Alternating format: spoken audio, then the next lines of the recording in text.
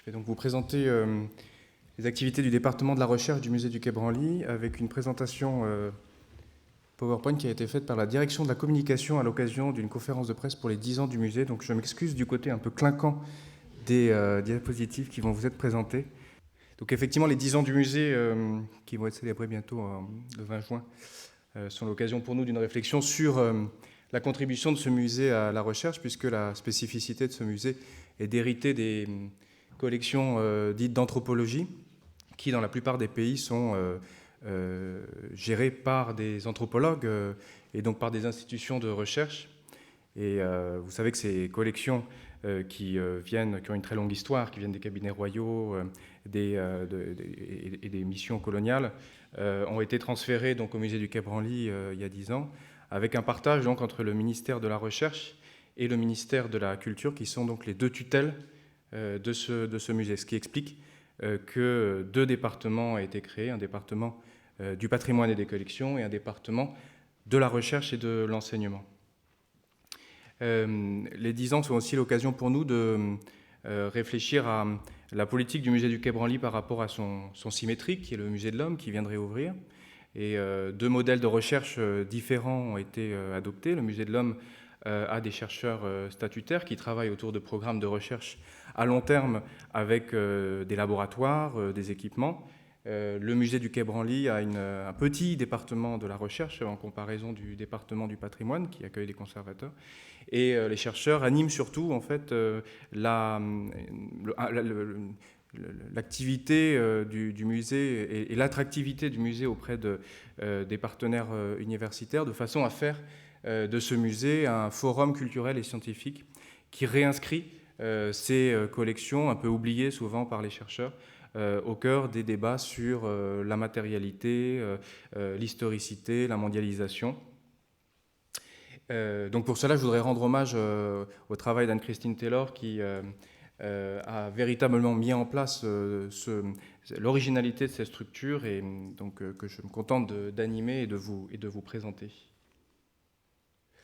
Vous voyez que donc nous bénéficions d'un certain nombre d'infrastructures de recherche avec bien sûr la muséothèque où les chercheurs peuvent venir consulter les collections, mais aussi le théâtre Claude Lévi-Strauss, la médiathèque avec plus de 500 000 documents, le plateau des collections où nous organisons régulièrement des présentations des objets par des chercheurs.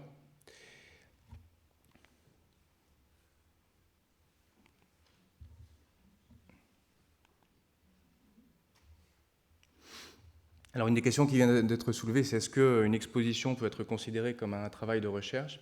La juxtaposition des deux départements fait que nous avons beaucoup de discussions avec les conservateurs pour intégrer leurs travaux travaux de documentation ou de conservation dans nos rapports de recherche qui paraissent chaque année. Mais le musée du Quai Branly a choisi la solution la formule d'une dynamique très active d'exposition temporaire pour compléter et apporter des nouveaux éclairages sur l'exposition permanente. Eh bien, certaines expositions correspondent davantage à des aires culturelles, à des problématiques, disons, d'histoire de l'art ou de collection, alors que d'autres expositions correspondent davantage à des problématiques de recherche pour des anthropologues ou des archéologues. C'est donc la Mezzanine Ouest, qui est un espace dédié à des expositions transversales, qui compare les objets venus de toutes les sociétés à travers des problématiques comme la problématique du corps, du métissage, l'exposition de Philippe Descola sur les différentes façons de mettre en relation intériorité et extériorité dans les objets, l'exposition d'Yves Le Fur sur les cheveux, l'exposition tatouage et en ce moment l'exposition Persona qui porte sur les relations entre humains et non humains et sur les formes d'anthropomorphisation des objets.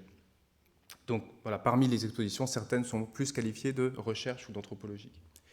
Nous avons également un programme d'accueil de chercheurs, doctorants et post-doctorants, avec 8 postes en résidence au musée chaque année, donc des chercheurs qui, pour finir leur thèse ou pour poursuivre après leur thèse, viennent en résidence au musée. Nous attribuons des prix de thèse.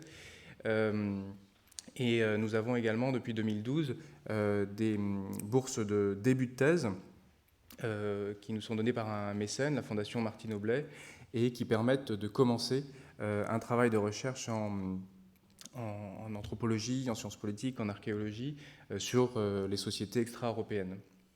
Nous avons également des bourses qui sont plus spécifiquement dédiées à l'étude des collections et qui permettent ensuite de valoriser, par exemple sur notre site web, des documentations scientifiques sur les collections. Nous accueillons également des chercheurs à l'occasion des colloques, mais aussi avec un programme de chercheurs invités.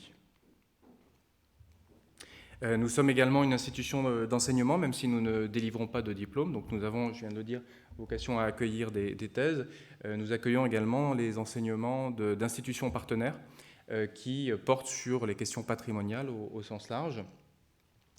Voici donc quelques affiches de colloques qui vous donnent un état de la diversité des sujets qui sont traités, soit en hommage à des grandes figures de l'histoire de l'art ou de l'anthropologie, récemment Nathan Wachtel ou Georges Ballandier ou Emmanuel Terret, et puis en lien avec des expositions comme l'exposition Zoo Humain ou sur des problématiques de recherche comme celle des environnements sonores des lieux de culte.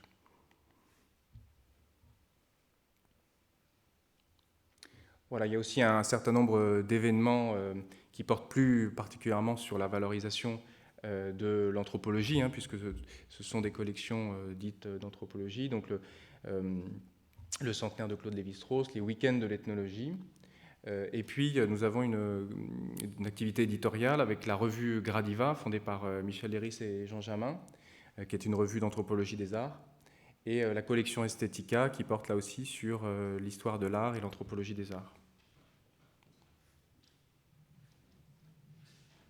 Voilà, et donc je reviens à nouveau sur ces 10 ans du musée dont vous avez actuellement dans le monde un rappel tous les jours grâce à Riyad Satouf.